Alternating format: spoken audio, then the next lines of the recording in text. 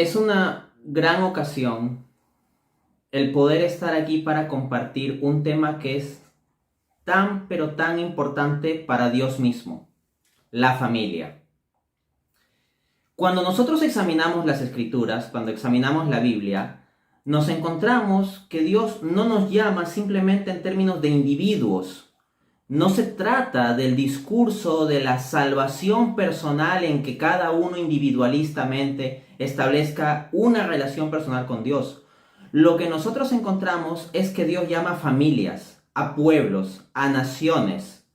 Y cuando se habla de la promesa salvación, no se dice simplemente ahora ha llegado tu salvación personal, sino ahora ha llegado la salvación a esta casa, dice Jesús, por ejemplo, en el Evangelio. O también se encuentran frases como te salvarás tú y tu casa, o serás salvo tú y tu casa, tú y los tuyos. Vemos pues que en el plan de salvación la familia es algo absolutamente fundamental. Dios ha querido así las cosas desde el comienzo. Hay un libro bastante conocido que se llama Roma Dulce Hogar, de Scott Hahn y su esposa Kimberly. Scott Hahn fue un pastor protestante que profundizó bastante en la teología y eventualmente la profundización en la teología y en las escrituras lo llevó a donde lo tenía que llevar, al reconocimiento de la plenitud de la fe en la Iglesia Católica. De hecho, él resume su experiencia diciendo algo muy curioso en el libro. Decía que su historia de conversión del protestantismo al catolicismo comenzó como una película de detectives, o sea, en que había que buscar pistas en medio de un caso complejo. Esas pistas venían dadas fundamentalmente por los textos bíblicos. Luego se convierte en una película de terror. ¿Por qué? Porque llega un momento en que él, siendo pastor protestante, con todos sus amigos protestantes, con su esposa protestante, con sus hijos protestantes, o sea, todo un contexto familiar y amical y comunitario protestante, se encuentra con que si eventualmente la fe católica es verdad, eso humanamente le va a traer muchos problemas. Y finalmente dice que esta historia termina como la historia de una película de amor, en que se enamora de la iglesia y decide dar el gran paso. Eventualmente su esposa también se convierte al catolicismo. Pues bien, Dios ha querido llamar a esa familia. Y algo muy interesante en el marco de teología que se comienza a exponer en ese libro Roma Dulce Hogar es la cuestión de la alianza, cómo Dios establece una alianza. Y de nuevo, no es una visión individualista de establecer una alianza solo con el individuo ahí para su salvación personal, sino alianza con un pueblo para formar una gran familia. Con este preámbulo, pues, vamos a examinar la cuestión de la familia en las Sagradas Escrituras. Vamos a recorrer la Biblia para examinar qué nos dice sobre lo que es la familia. Hoy en día la familia está en crisis. Si nuestra sociedad está en crisis es porque la familia está en crisis en virtud de que la familia es el núcleo de la sociedad. Problemas de la familia significa un problema en ese núcleo de la sociedad. Es como que la sociedad es un cuerpo y las familias son las células. Y si las familias están en crisis, lo que tenemos es un cáncer en el cuerpo social. Pero el núcleo de esa célula, porque las células también tienen un núcleo, es el matrimonio. Y si el matrimonio no va bien, la familia no va bien. Y si la familia no va bien, la sociedad no va a ir bien. Es desde esta perspectiva que vamos a profundizar sobre esta cuestión. Pues bien, la presente exposición sobre la familia en las Sagradas Escrituras se va a dividir en 7 secciones. Vamos a la primera, la familia. En términos generales, tratemos la cuestión en general. La metodología va a ser tomar determinados textos bíblicos y lo vamos a ir comentando para profundizar en esta maravilla. Génesis 1:28. Sean fecundos y multiplíquense, llenen la tierra. Hay algunas personas que plantean como que el cristianismo tuviese una visión negativa de lo que es la sexualidad. Esto no es así. Se tiene una visión negativa de lo que es negativo, de lo que es la impureza, de lo que es el desorden, pero de la sexualidad considerada en cuanto a su propósito y su contexto natural y en el amor, es algo bueno. De ahí que Dios mismo, la orden que haya dado ha sido esa: creced y multiplicaos. O sea, el primer mandamiento que aparece en la Biblia para el ser humano no es, oh, no tengan sexo. No, ese no es el primer mandamiento. El primer mandato registrado de Dios a la humanidad es: sed fecundos y multiplicaos. Entonces, desde el corazón de Dios, desde el principio, lo que Él quiere es que el mundo se llene de familias. Recuerden cómo Dios examina la situación de Adán y dice: no es bueno que el hombre esté solo. Entonces, ya en lo que es el hombre, desde las manos de Dios encontramos la familia. Mateo 19 del 4 al 6. Dice nuestro Señor Jesucristo: ¿no habéis leído que aquel que los hizo al principio, varón y hembra los creó? Y dijo: por eso el hombre dejará a su padre y a su madre, y se unirá a su mujer, y los dos serán una sola carne. Génesis 2:24 está citando ahí Jesucristo. Así que ya no son dos, sino una sola carne. Por tanto, lo que Dios ha unido, que no lo separe el hombre. Esta frase de nuestro Señor Jesucristo es la que se está dejando de lado en nuestra sociedad actual. Los divorcios están a la orden del día. Sistemáticamente el hombre, es decir, nosotros, en el cuerpo social, comenzamos a desgarrar cada una de las células, cada uno de esos núcleos del cuerpo social, porque los divorcios lo que hacen es desgarrar las familias. Entonces, grande es la sabiduría contenida aquí de la intención de Dios desde el principio, que lo que Dios ha unido no lo separe el hombre.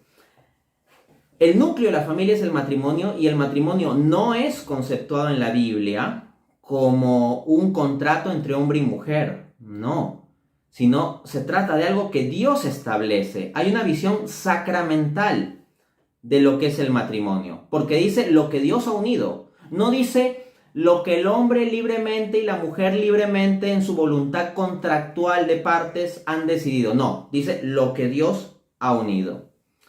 Se habla también del matrimonio natural. Esto sonará chocante para nuestra época, pero hay que seguir afirmando las verdades que Cristo afirmó, porque nosotros debemos fidelidad a Él.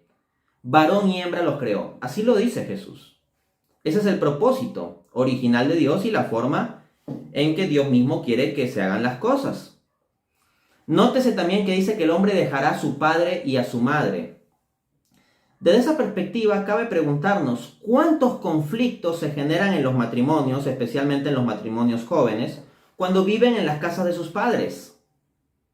Cuántas situaciones complicadas se dan porque el suegro o la suegra comienzan a influir sobre la relación y decir cosas en un sentido u otro. Entonces, la cuestión de dejar padre y madre para formar familia es algo de gran sabiduría y necesidad, y ya el mismo Jesús lo apuntaba. Veamos otro texto. Este texto viene del libro deuterocanónico de Tobit, un libro bellísimo que nosotros los católicos tenemos en nuestras Biblias y que lamentablemente no aparece en las Biblias protestantes.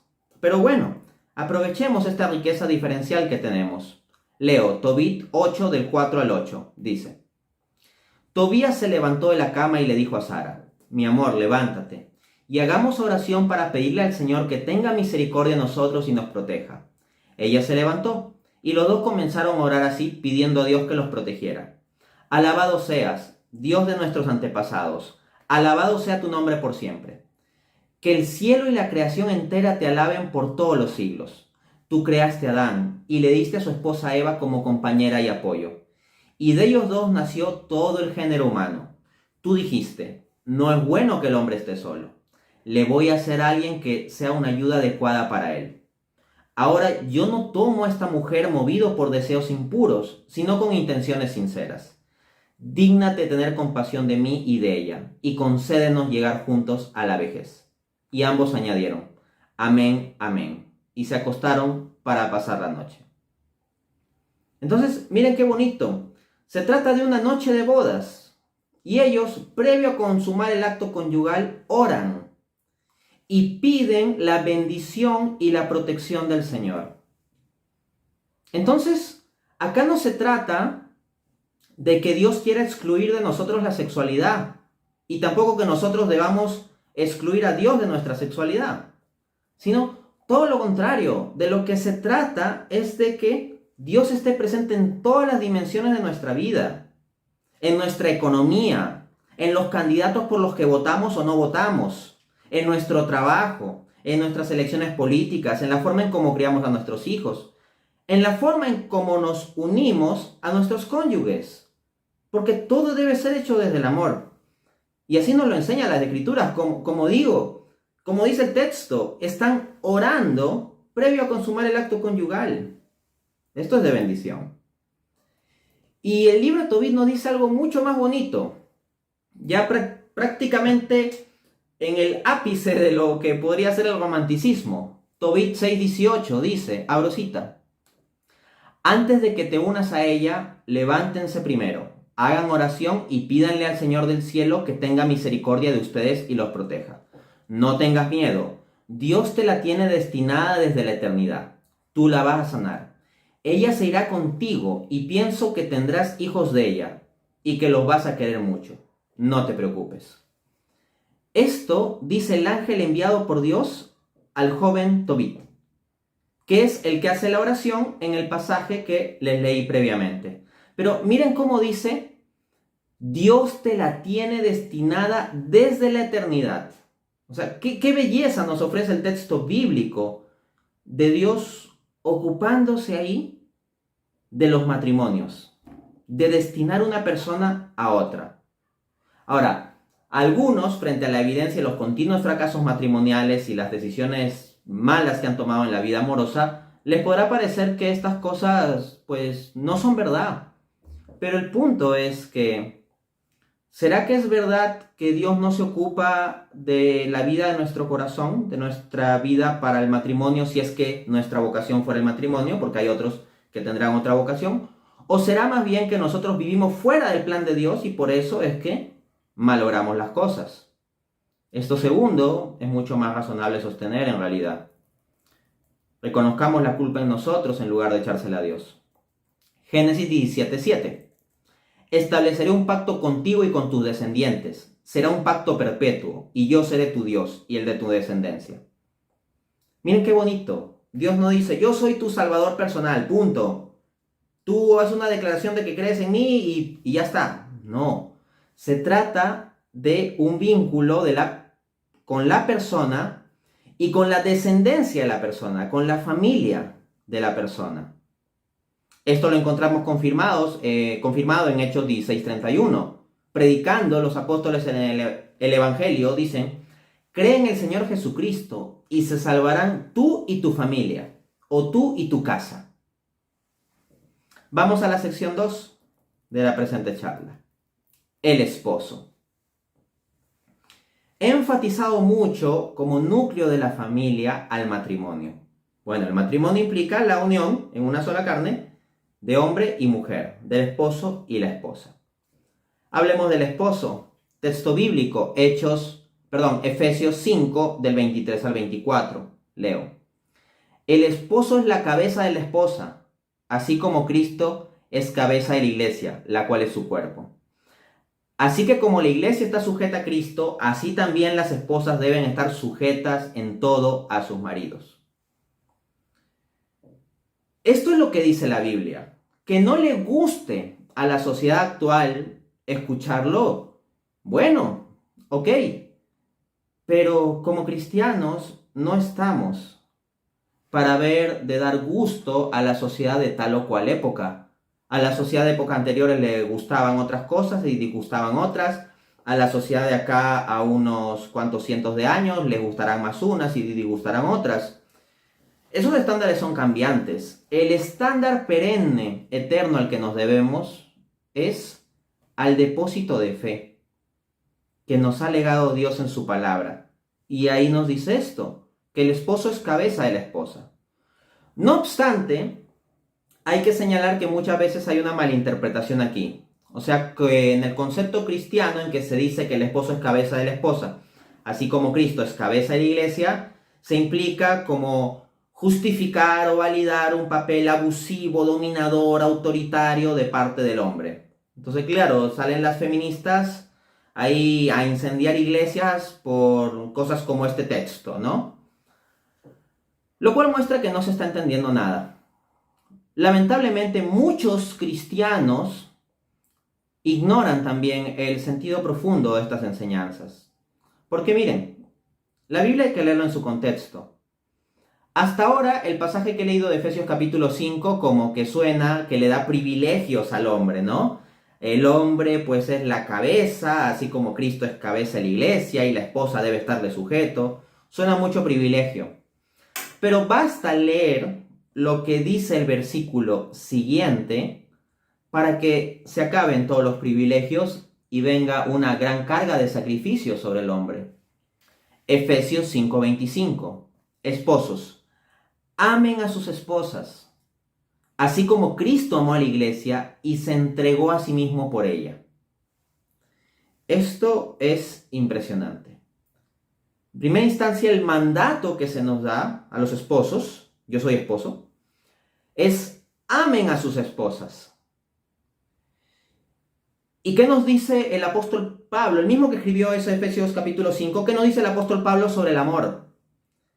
Primera de Corintios capítulo 7, capítulo 13, del 4 al 7. Dice, por ejemplo, dentro de ese pasaje, el famoso himno del amor, el amor lo espera todo, el amor lo cree todo, el amor lo sufre todo, el amor lo soporta todo. Entonces, Pablo a lo que nos está llamando a los maridos no es a ser unos autoritarios que pisoteen a la mujer y la traten como una sirvienta. No, lo que nos está pidiendo a los esposos en el estándar bíblico es que las amemos. O sea, que lo soportemos todo, que lo suframos todo, que lo esperemos todo, que lo creamos todo. Que nos alegremos en la verdad y no en la injusticia. Y menos aún cometamos injusticia. Entonces, el estándar que se nos está planteando a los maridos es un estándar extremadamente alto. Y no solo eso, se nos pide cumplirlo al nivel de Cristo, así como Cristo amó a la iglesia y se entregó a sí mismo por ella. ¿Qué hizo Cristo por la iglesia? Se dejó matar. Se entregó a la muerte por ella. Entregó su cuerpo mismo para que fuera destrozado en la cruz. Se sometió a la vergüenza, a los insultos, al frío, al dolor, al desgarramiento de su carne. Entonces, el amor al cual estamos llamados los esposos es un amor de abnegación, de sacrificio, no a ser unos autoritarios. Cristo es cabeza de la iglesia, dice que el esposo es cabeza de la esposa, así como Cristo es cabeza de la iglesia. ¿Y cómo es Cristo cabeza de la iglesia? Muriendo por su esposa, que es la iglesia, sacrificándose por ella. El esposo tiene un lugar de primacía. Pero ¿qué nos enseña Jesucristo sobre la primacía? Sobre el que tiene el primer lugar. Que el que tiene el primer lugar será el que se haga el último. Que el primero de ustedes, dice a los apóstoles, será el que sirva. Entonces, si el esposo va a ser la cabeza del hogar, tiene que ser la cabeza, el primero, conforme al estándar de Jesucristo. El primero en sacrificarse cuando es necesario. El primero en hacer las labores que sean menos deseables de hacer. El primero en proteger la familia. El primero en levantarse para hacer lo que sea necesario. El primero en poner el pecho cuando vienen las balas. Eso significa ser el primero. El que quiera ser el primero de ustedes, que se haga siervo de todos los demás. Entonces, el lugar del esposo, el señorío del esposo consiste en el servicio. El mundo ha olvidado esto, y en gran parte porque la iglesia se está olvidando de repetirlo. Bueno, aquí lo vamos a repetir y lo vamos a repetir fuerte. 1 Timoteo 5:8. Si alguno no provee para los suyos, y sobre todo para los de su casa, ha negado la fe, y es peor que un incrédulo. Miren con qué desprecio el apóstol Pablo habla sobre aquellos que abandonan a sus familias o que no proveen económicamente para sus familias. Dice que son peores que los incrédulos. Son gente que ha abandonado la fe. Entonces, que nadie pretenda ser un buen cristiano, un hombre de fe, si le da la espalda a su familia, si no dedica tiempo a su familia, si no se toma el trabajo de procurar que su familia tenga siempre lo necesario. Ese es el estándar que tenemos que cumplir los esposos. No se trata de privilegios machistas, se trata de deberes cristianos. El cristiano no anda gritando por exigir sus derechos, sino anda viendo por cumplir sus deberes. Juan 15:5, dice Jesús, ustedes no pueden hacer nada sin mí. Quien me está escuchando ya se dará cuenta que la carga que viene sobre el esposo es muy grande, porque así como Cristo cómo murió por la iglesia, cómo se sacrificó por ella, cargando la cruz. Entonces el esposo tiene que cargar la cruz, y no es fácil llevar la cruz de una familia, pero con Cristo todo lo podemos. Sin Cristo no vamos a ser capaces de soportar eso, y las familias van a terminar quebrándose. Por eso requerimos de la gracia. Y por eso el matrimonio es un sacramento y no simplemente un contrato. Tercer punto de esta charla, la esposa. ¿Qué se les pide a las esposas? Veamos. Efesios 5:33. Esposas, respeten a sus esposos. Claro, vienen las feministas, leen este texto y ya saltan a decir, no, ¿cómo es esto? Que tenemos que respetar, que estar sometidas, bla, bla, bla, bla, bla, bla. A ver, a las esposas se les está exigiendo mucho menos que lo que se exige a los esposos. Me explico. ¿A toda persona que tú amas, la respetas? Respuesta sí. Si tú verdaderamente amas a alguien, le vas a respetar. Ahora otra pregunta. ¿A toda persona que tú respetas, necesariamente la amas? No necesariamente. Hay ocasiones en que respetamos a alguien porque tiene poder, porque tiene autoridad, porque tiene un cargo, etc. Pero no necesariamente eso nos obliga a amarle. Entonces, no todo respeto implica amor, pero todo amor implica respeto. En consecuencia, el rango de actuación del amor es más amplio que el del solo respeto. Por lo tanto, el estándar que se pide a los esposos, amen a sus esposas, es un estándar más amplio que el que se está pidiendo a las esposas. Así que, de nuevo, ese discursito feminista de que la Biblia está llena de privilegios machistas, pues lo que yo veo aquí es un cúmulo de deberes desde la perspectiva cristiana. Muy probablemente en el Antiguo Testamento otro haya sido el estándar, pero cuando estamos en el Nuevo Testamento ya con el estándar pleno del amor, vaya que los esposos tenemos grandes deberes. La Biblia habla muy bonito sobre la mujer, en especial es conocido el pasaje de Proverbios 31. Yo he extraído solo algunos versículos para no hacerlo largo.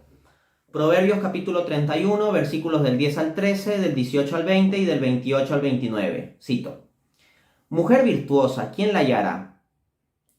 Porque su estima sobrepasa largamente a la de las piedras preciosas. El corazón de su marido está en ella confiado, y no carecerá de ganancias. Ella le da bien y no mal todos los días de su vida.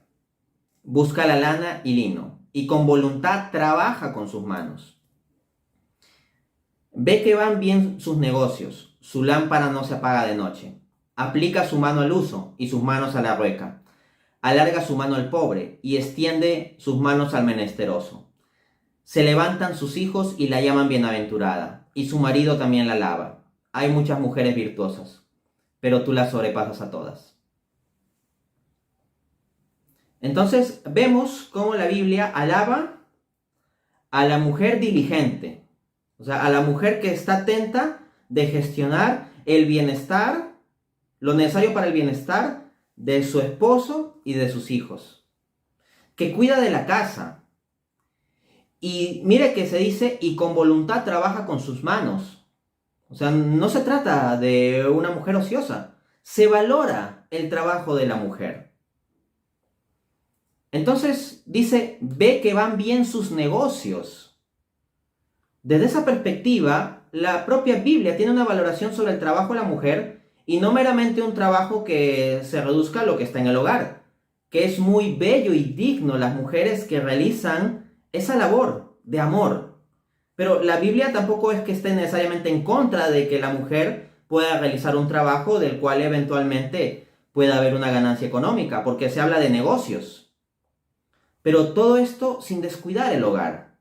Lamentablemente, nuestra sociedad capitalista hipercompetitiva termina absorbiendo en el mercado laboral a las personas de tal modo que ya no tienen tiempo para sus familias. Pero entonces lo que tenemos que cambiar es ese tipo de sociedad, no los estándares bíblicos. Hay países de primer mundo donde se dan particulares privilegios, derechos, facilidades, subsidios a las personas que tienen hijos. Habría que ver para que las cosas se orienten por allí. Muchas veces no es que falte dinero, es que falta voluntad política, es que falta conocimiento y es que falta el dinero que se roban los corruptos. Si se tuviera todo ese dinero, mucho se podría hacer. De hecho, yo he hecho mis estudios de doctorado, de profesión soy economista, en el área de economía y la corrupción.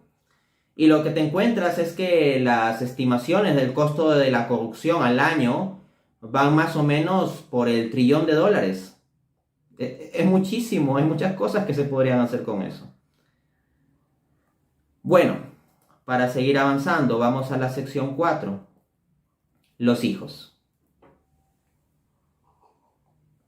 En nuestra sociedad actual, los hijos son vistos como una carga, como entes que vienen a truncar tu realización personal, laboral y profesional, y que simplemente lloran, babean, traen problemas, dolores de cabeza, etc. Entonces, eso, los hijos son vistos como una carga. ¿Cuán contraria es la visión de la Biblia? Ya lo dice el Señor de los cielos en el libro del profeta Isaías. ¿Cuán distintos son mis pensamientos a vuestros pensamientos? Por ejemplo, en Salmos 127:3 dice: los hijos son una herencia del Señor, los frutos del vientre son una recompensa. No se ve a los hijos como una carga o como una maldición de la cual haya que deshacernos o asesinarlos en el aborto. No, se ve a los hijos como una bendición. Claro que estamos hablando de un contexto en donde todo debe hacerse conforme al orden del amor. Como nuestra sociedad ha olvidado eso, pues lamentablemente muchas veces los hijos surgen en un orden que no es ese. Pero surjan de un modo u otro, siguen siendo seres humanos, ¿ah? Tan seres humanos como cualquiera. Así que matarlos, aun sea en el vientre, es un asesinato. Bueno, Efesios 6, del 1 al 4, dice el apóstol Pablo: hijos, obedeced en el Señor a vuestros padres, porque esto es justo. Honra a tu padre y a tu madre, que es el primer mandamiento con promesa, para que te vaya bien y seas de larga vida sobre la tierra. Y vosotros, padres, no provoquéis ira a vuestros hijos, sino criadlos en disciplina y amonestación del Señor. Entonces se plantea un deber para los hijos, ¿no? Obedecer a los padres.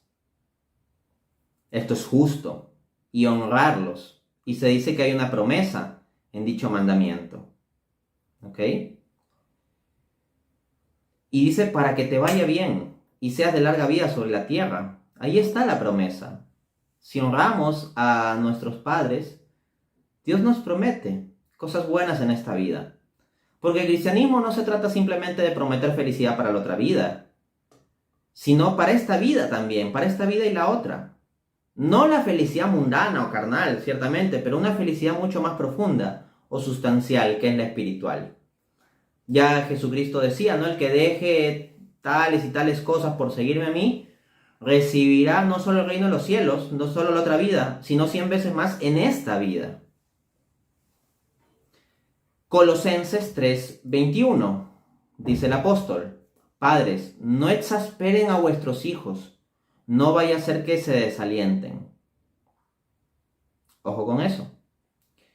Muchas veces, cuando van familias a escuchar misa, solo se ponen a pensar en lo que le cae al otro. Entonces, se escucha: esposos, amen a sus esposas. Y ya está la esposa dándole con el codo al esposo, diciendo: ves, tú nunca me compras nada, nunca me sacas a comer, ¿no? Y luego sigue el texto, ¿no?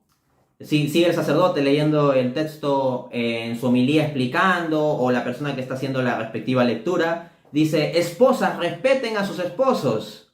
Y ahí el esposo devuelve el codazo, ¿no? Ah, ya ves, tienes que respetarme, no me estés diciendo cosas, ¿no? Y luego dice: hijos, obedezcan a sus padres. Y los papás voltean, ¿no? Y lo ven a los niños. Ven, escucha lo que está predicando el padre.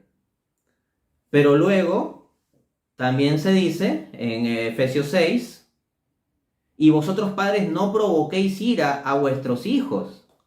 Y los hijos voltean, ya ves papá, ya ves mamá, ustedes me hacen molestar. Entonces, no andemos viendo la paja en el ojo ajeno.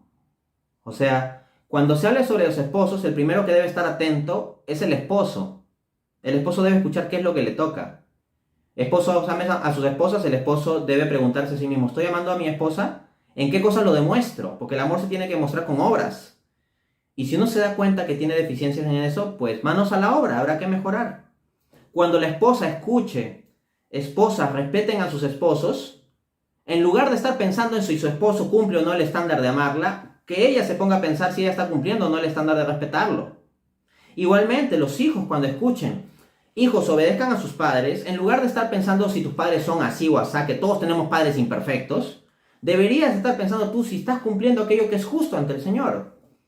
Y a su vez los padres cuando escuchemos, padres, no hagan desesperar a vuestros hijos, debemos preguntarnos, ¿tengo yo acaso actitudes que hacen que mis hijos se desesperen o se desalienten? Entonces, en lugar de estar buscando lo que los otros miembros de nuestra familia no cumplen, veamos el estándar que nos pide la Escritura y veamos si nosotros lo estamos cumpliendo o no. Ese es un enfoque humilde y cristiano. Deuteronomio 6, del 6 al 7. Graba en tu corazón estas palabras que hoy te mando. Incúlcaselas continuamente a tus hijos. Háblales de ellas cuando estés en casa y cuando vayas por el camino, cuando te acuestes y cuando te levantes. Se está diciendo que tenemos que inculcar la religión a nuestros hijos. La religión es lo más valioso que tenemos. Una persona creyente es alguien que cree que Dios existe. Y si alguien cree que Dios existe, ¿acaso es posible pensar que Dios exista y que a la vez hay algo más grande en la existencia que Dios?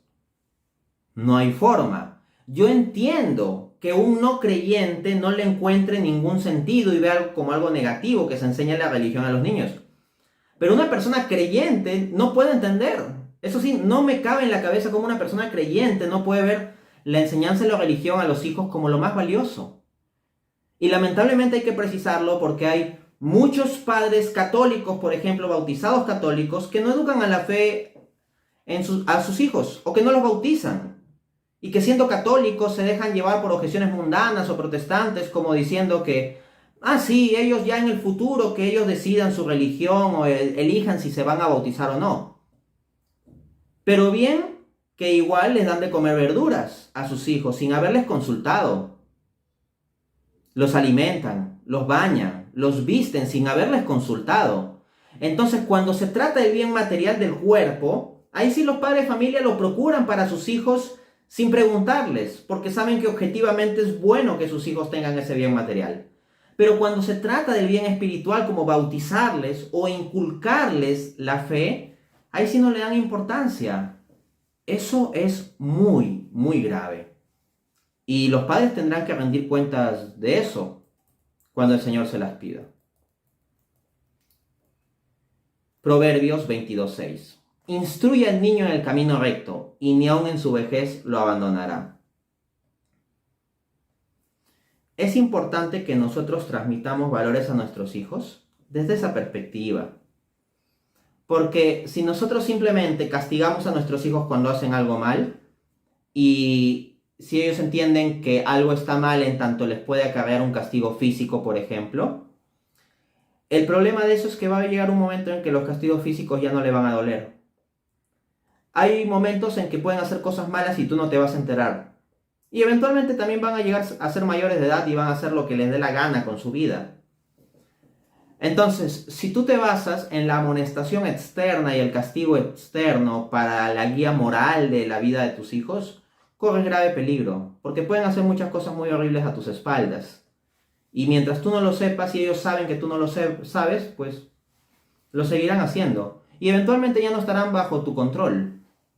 En cambio, si tú inscribes en el corazón y la mente del niño el temor de Dios, que es ese temor no servir, sino el temor de amor que da la sabiduría, pues aun cuando tú no lo veas, tu hijo va a saber que Dios lo ve.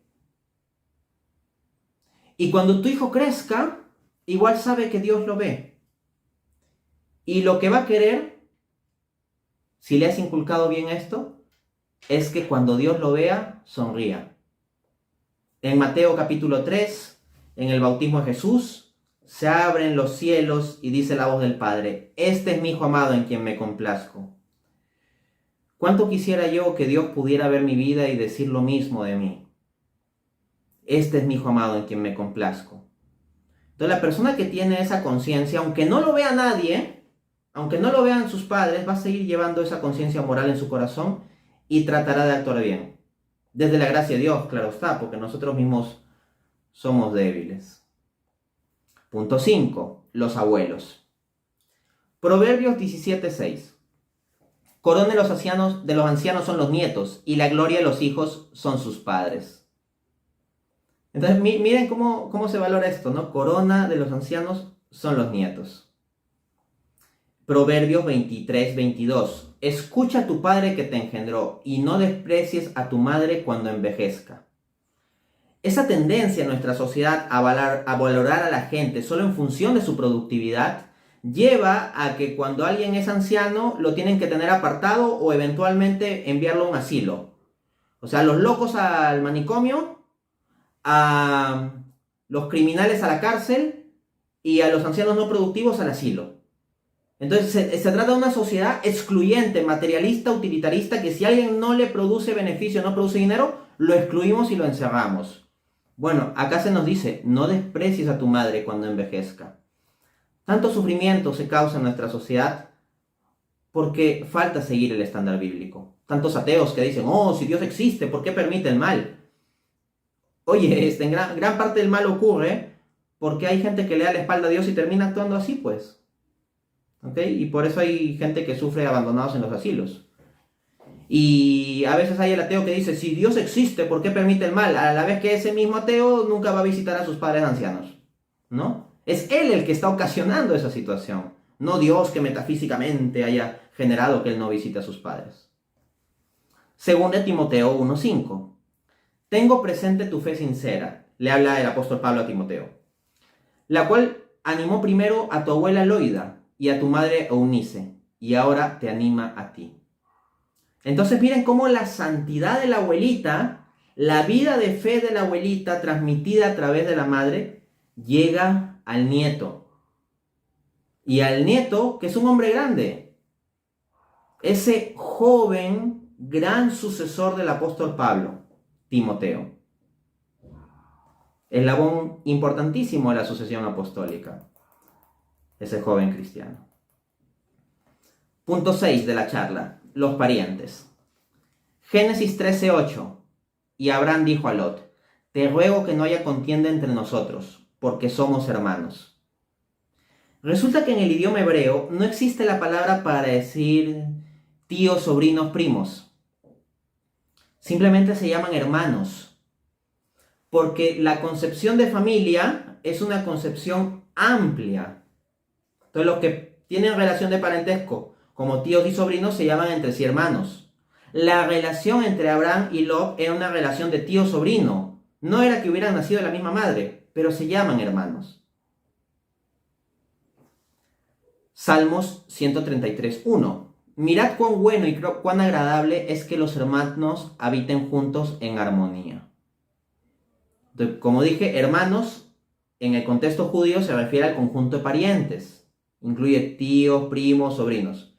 ¿Qué es lo que vemos hoy en día? Pues que fallece la abuela y la abuela deja un terreno y están matándose, lamentablemente a veces de forma literalmente a veces hay crímenes por luchar por quién se va a quedar con los terrenos de la abuela. Todo lo contrario a lo que espera el estándar bíblico. Para cerrar en estos últimos minutos de la exposición, vamos a la Sagrada Familia. ¿Cómo la familia de Jesús ilustra todos estos principios de los cuales hemos venido hablando? Son varios textos, los leeré y haré comentarios breves. Mateo 2:13. Un ángel del Señor se le apareció a José en sueños diciendo: levántate, toma al niño y a su madre y huye a Egipto. La vida de José no fue fácil. No es un varón privilegiado, heteropatriarcal, ahí sentado en sus privilegios. Tiene que correr de aquí para allá, tiene que trabajar duro con sus manos. No puede estar tranquilo un momento porque eventualmente tiene que tomar a la madre y al niño e irse corriendo hacia Egipto porque quieren matar al niño. Es un hombre que provee, un hombre que protege, San José. Lucas 2:35, una espada atravesará tu alma misma. Se trata del sabio Simeón, profeta, hablándole a la Virgen María. Está la Virgen María ahí con Jesús en brazos y le dice, ese niño va a ser signo de contradicción. Y que eventualmente siendo signo de contradicción se va a ganar problemas Jesús. Esos problemas lo llevarán a la muerte y muerte de cruz. Pero Cristo no está solo en la cruz, sino que, ¿qué nos dice la Escritura? Juan 19:25. Junto a la cruz de Jesús estaba su madre. Entonces María se une al sufrimiento de su hijo. En ese momento en la cruz Jesús nos redime, nos está redimiendo. Y María está unida a Cristo. Junto a su cruz estaba su madre. Ahora bien, como reflexionaba San Alfonso María Ligorio, Jesús es el hijo más amable de todos, entendiéndose amable como susceptibilidad o potencialidad de ser amado. Como que Jesucristo tiene todas las virtudes y es Dios mismo, el amor que le puede rendir a Jesús es el amor de adoración absoluta.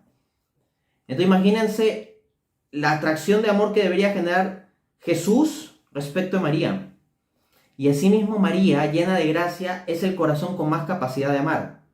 Entonces se juntan el hijo más amable, o sea, con más potencia de ser amado, con más susceptibilidad de ser amado, y la madre con más capacidad de amar. Eso es amor infinito. Bueno, ahora imagínate que están crucificando a ese hijo. Y una espada atravesará tu alma misma. El dolor del hijo unido al dolor de la madre. Lucas 1:36. He aquí que tu pariente Isabel también ha concebido a un hijo en su vejez, y ya está en el 6º mes de embarazo, a aquella a la que llamaban estéril. Isabel, prima de María, su pariente, estaba embarazada, pero resulta que era una mujer muy anciana, por eso ese embarazo de Juan el Bautista, su bebé, es una cosa milagrosa. ¿Y qué hizo María? Lo leemos en Lucas 1, del 39 al 40. María se puso en pie y fue aprisa a la montaña, a una ciudad de Judá, y entró en casa de Zacarías y saludó a Isabel. María misma también estaba embarazada, pero ella no se preocupó solo por sí misma, sino que seguramente hizo este razonamiento. Mi prima es una mujer anciana, con un embarazo. Seguro que mi prima necesitará ayuda.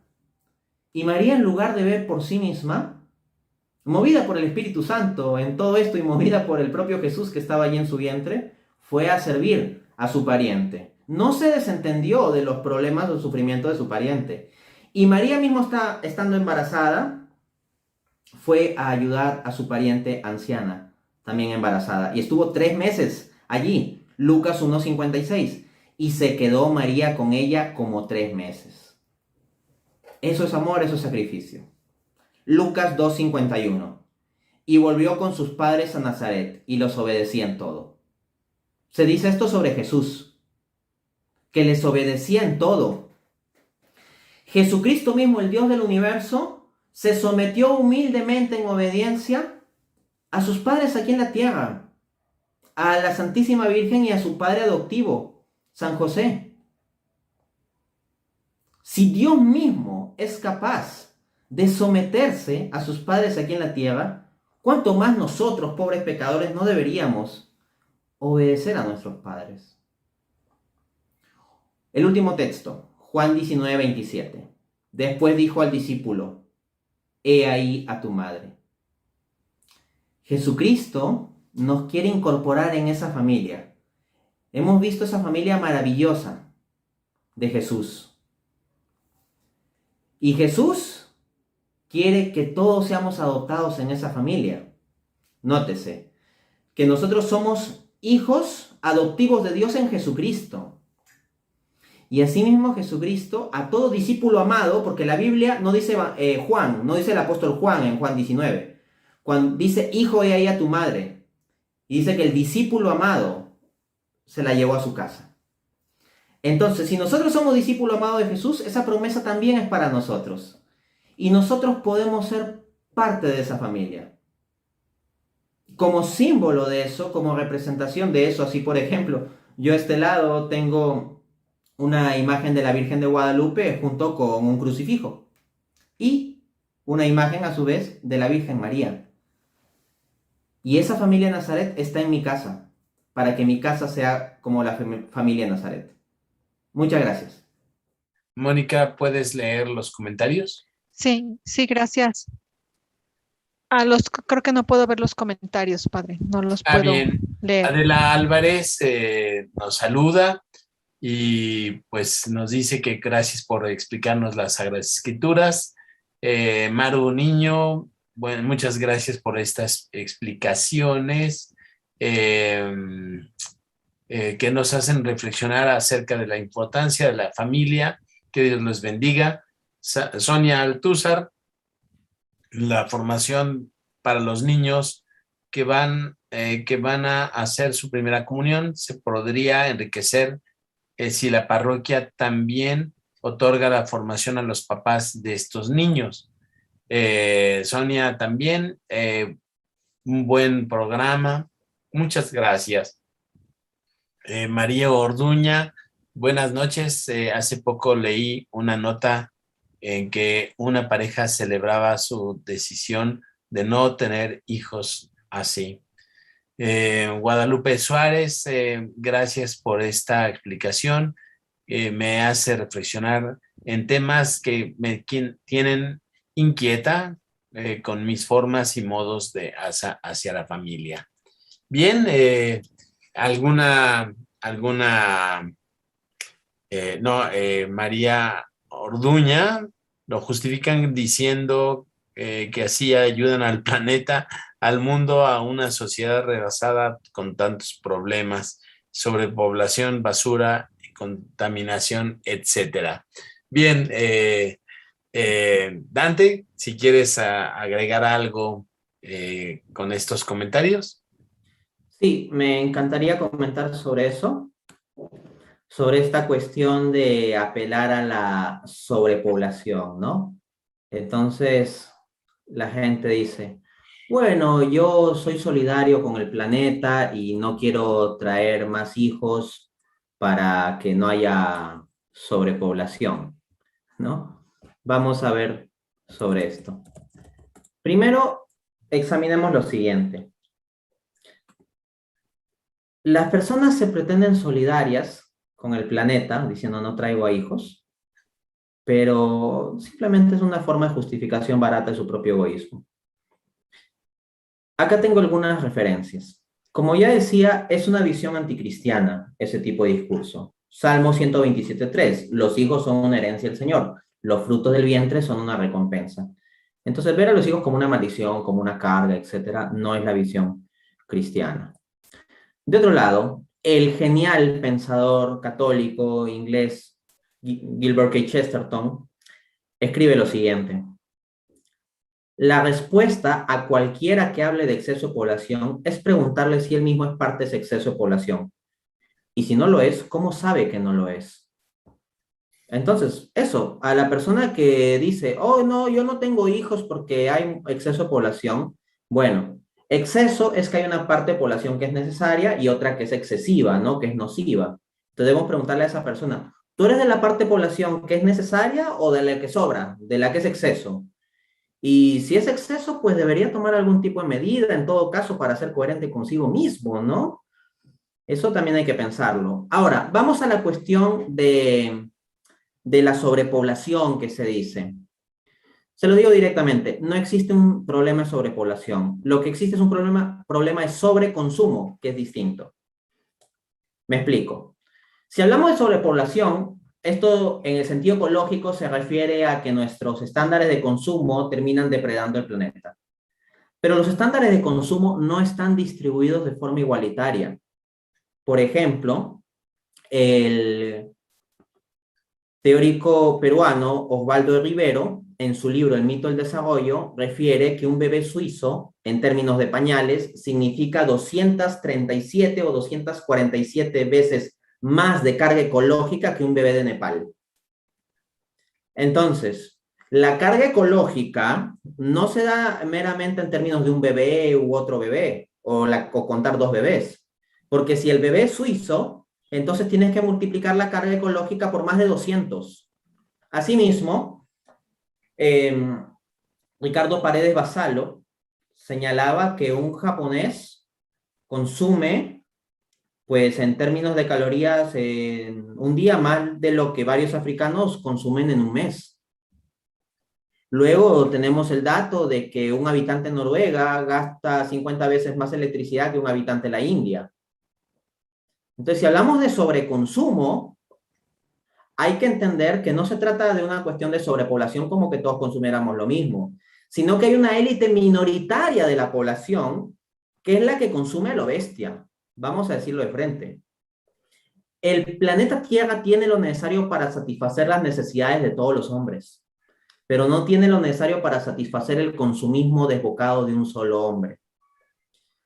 Para que se vea que esto no se trata de un discurso religioso, les voy a citar a un economista francés y de izquierdas, que es Serge Latouche. Serge Latouche tiene un libro que se titula Adiós al crecimiento, Farewell to Grow, publicado por Polity Press en Cambridge 2009. Página 25 y 28, abro cita. Una falsa solución, reducir la población. ¿No podría la ecuación de la sostenibilidad ecológica resolverse reduciendo el denominador? O sea, reduciendo la cantidad de población, se refiere. Políticos recomiendan esta burda solución.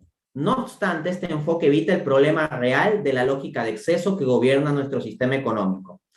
Las restricciones son elásticas. Lo que quiere decir él, como pasa a desarrollar en esas páginas, es que lo que tenemos que hacer es cambiar nuestro sistema de producción y de consumo, que se trata de que hay cierto sector de la población que es extremadamente consumista. Y por lo tanto, la solución no viene por matar gente o que ya no nazcan más niños. Hay países que están pasando problemas porque ya no nacen niños. Por ejemplo, en Europa está habiendo problemas con la sostenibilidad del sistema de pensiones, porque ya cada vez más personas son ancianas, se jubilan y tienen que vivir de las pensiones, pero como no quieren tener hijos, en Europa desde hace un tiempo, cada vez hay menos jóvenes que entren al mercado laboral a aportar para esas pensiones. Y hay un problema de sostenibilidad fiscal para esos países. ¿Qué es lo que han hecho las naciones europeas para resolverse ese problema? Migrantes. Permitir que vengan migrantes. Y esos migrantes principalmente ¿de qué religiosidad son? Musulmanes. Los franceses promedio no tienen más allá de 2 hijos. Musulmán promedio tiene más de 8 hijos. La estimación iba en 8.1 o 8.2, si mal no recuerdo, en promedio. Entonces, esto implica dificultades para mantener la sociedad europea tal como es. Hay informe del gobierno alemán, por ejemplo, que plantea que para el año 2050, más del 50% de la población alemana o en el terreno alemán será islámica. Entonces, eso de decir, vamos a reducir población, ya no tengamos más hijos, lo que lleva es a este tipo de cosas. No, no tenemos que reducir la población. Lo que tenemos que hacer es reorientar nuestro sistema de producción y consumo para que no sea productivista y consumista. Ese es el problema. Muy bien.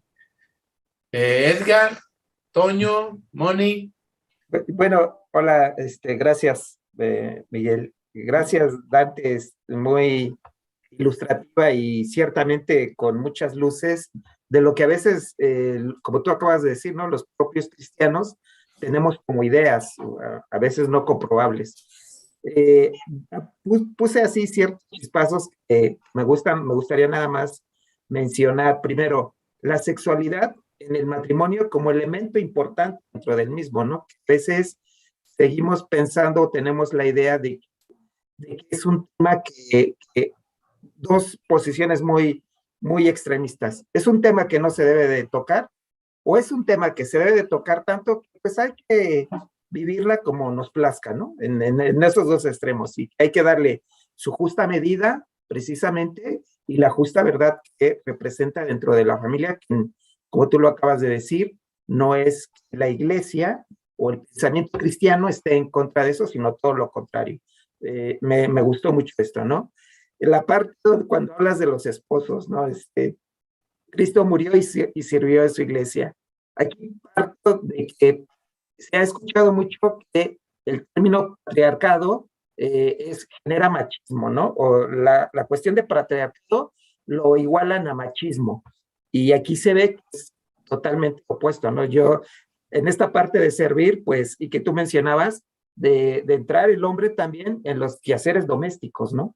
Lavar, planchar, ir por las tortillas y todo eso. Eso es parte del servicio. No solamente la mujer está llamada a eso, sino que el hombre está llamado a hacer lo mismo, ¿no? Y eso de servir, eso ya le quitaría mucho de machismo, porque, bueno, al menos yo así lo entiendo, el machista se entiende que pues hay que seres propios de la mujer, en donde el hombre no mete la mano. Bueno, y ahí ese mito estaría ahí disuelto, ¿no? Y bueno, una frase que me gustó, el marido no anda exigiendo sus derechos, sino que busca cumplir su responsabilidad. Yo creo que aquí, primero que nada, es darme cuenta desde mi ser padre, cuáles son mis responsabilidades, cuáles estoy cumpliendo, cuáles me faltan cumplir y dónde tengo que trabajar más precisamente en desarrollar estas responsabilidades que tienen, ¿no? Y a los hijos, precisamente, hay que educarles en la fe. Yo participo también en las pláticas prematrimoniales, se menciona un poco de esto de los sacramentos de iniciación cristiana, y hago una analogía quizá muy, muy burda, ¿no? Digo que los papás cuando llevan a sus hijos, pues no se conforman con llevarlos al kinder y a la primaria, ¿no? Y ya en la primaria dicen, ay, pues ya tú arréglatelas y si quieres ve a la secundaria y continúale, ¿no? Yo digo, en la vida espiritual no basta solamente los sacramentos de iniciación cristiana, de ahí surge un acompañamiento al hijo, pero primero tenemos que formarnos también como padres para ir acompañando a los hijos, porque si no, ¿de qué forma los acompañaríamos, no? ¿O qué entenderíamos por este acompañamiento y formación, no? Y lo que me encantó, también aquí en el padre Miguel nos ha hecho mucho hincapié, ser hijos adoptivos, y Juan representa a todos los hijos adoptivos, no había tenido eso en cuenta y me agrada mucho, ¿no? Cómo lo has explicado de tal forma y que verdaderamente es algo, una bendición, una gratificante, algo grande, el ser hijo adoptivo de Dios, ¿no? Esos son mis puntos. Gracias. Gracias por todo esto. Gracias, Edgar. Mónica. Gracias. Yo me quedo, Dante, me encantó mucho tu explicación cuando hablas del amor, ¿no? Yo sé que obviamente siempre se dice esta frase tan trillada, ¿no? La familia es la base de la sociedad, pero cuando tú hablas del amor, el amor que sale de un esposo y sus responsabilidades, que obviamente sin amor no ves las responsabilidades y viceversa de la esposa, ¿no? Que también le das ese peso. Yo me quedo mucho con este amor, que todo lo debemos transformar en acciones, ¿no? No solamente en palabras, que las familias debemos actuar. El hombre debe actuar, la mujer debe actuar, los hijos deben actuar, que no nos quedemos nada más con la palabra aquí, sino que vayamos a este campo así, dejando el pellejo, dejando todo por la familia, ¿no? Y obviamente hemos visto, ¿no? En muchos matrimonios que se divorcian, a veces o sea, con muy pocos años o con muchos años. Yo creo que esto es con este amor y este donarse al otro y a la familia, y termina uno despellejado por el de amar, que duela al amar, al darte en hechos. A mí me gustó mucho cómo lo abordaste, a mí no sé, me llegó muchísimo. Gracias, Dante. Toño. Gracias, pues yo solamente digo todos los puntos. Muchas gracias, Dante, por estas reflexiones. Yo me quedé gratamente impactado por esta concepción de que la salvación no es individual. La salvación somos, ¿no? Nos salvamos entre nosotros. Entonces, yo creo que a veces nos olvida que la salvación es en la familia, por la familia, ¿no? Entonces, quizás habría que insistir un poquito en esta actualidad que que tenemos que hacerlo en familia y por la familia, ¿no? Sería lo que yo anotaría. Muy bien, muy bien. Yo verdaderamente te agradezco, Dante, porque la explicación fue muy sistemática, muy bien fundamentada bíblicamente, hasta en economía y en sociología. Yo realmente veo que tenemos una oportunidad en este momento de la humanidad. Tenemos una oportunidad de rescatar los valores que son propiamente cristianos y complementar con muchos valores que se están dando.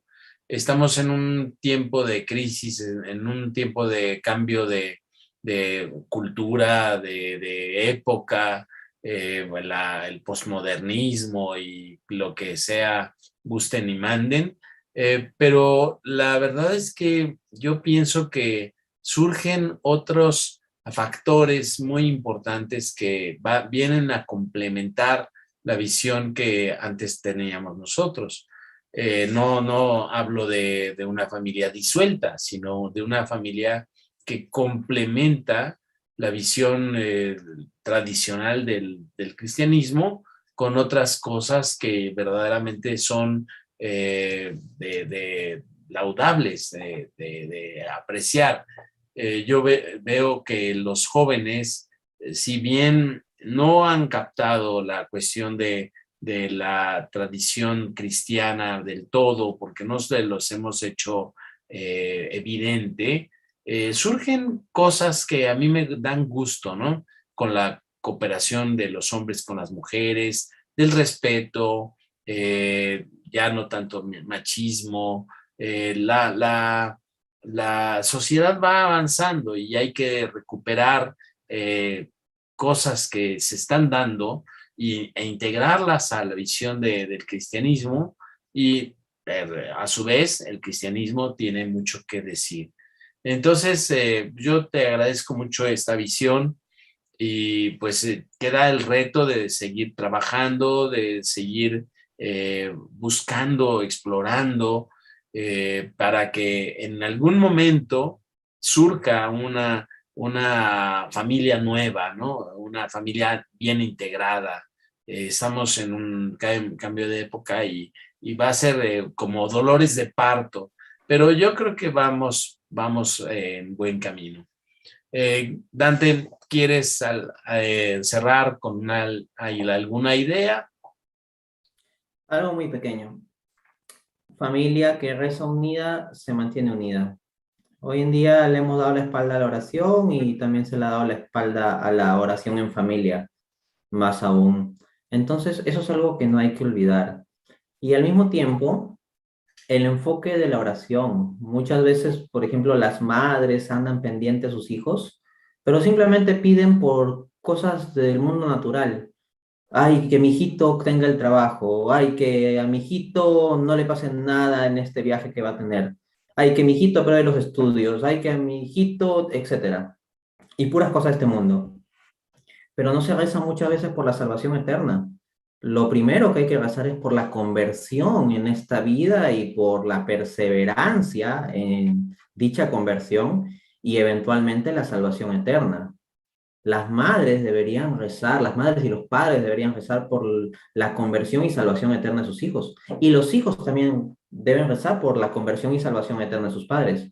¿Cuántas veces hay hijos que se quejan de decir, mi padre es así, mi madre es asá, y te cuentan un montón de defectos o actos malos de sus padres o de sus madres, que ya pueden ser ciertos o no, pero lo fundamental es que ores. O sea, si de verdad, por ejemplo, te encuentras que tu padre o tu madre están en un mal camino, ora por ellos para que se conviertan y se salven. Por algo eres su hijo, debes amarlos. Dios te ha puesto ahí, no para que les des las espaldas.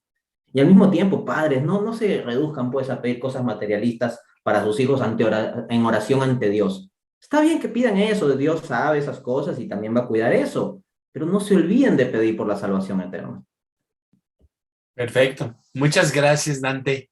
Pues ya llegamos al final de nuestro episodio de Conversando en la Fe. Los invitamos a que estén reflexionando sobre la familia y pues vamos a entrar en una época de profundización en el Adviento y pues, sobre todo en la Navidad vamos a tener muchos temas en la liturgia que nos van a dar pistas para vivir esta cuestión de la familia. Pues bendiciones a todos, muchas gracias Dante, Moni, Pepe, Toño y pues Edgar y los que están con nosotros a través del YouTube. Bendiciones a todos. Bendiciones.